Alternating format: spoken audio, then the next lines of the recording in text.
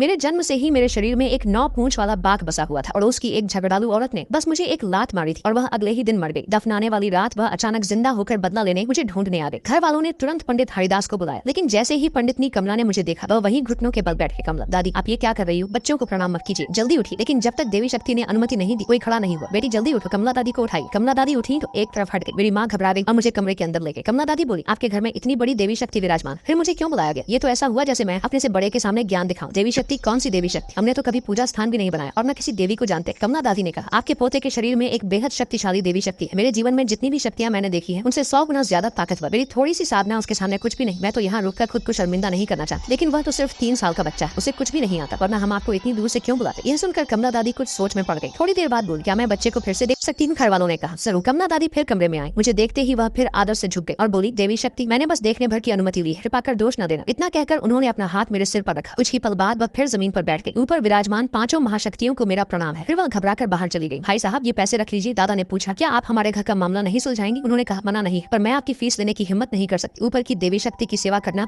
मेरे कई जन्मों का सौभाग्य है, मैं पैसे कैसे लूं? बाद में दादा के बहुत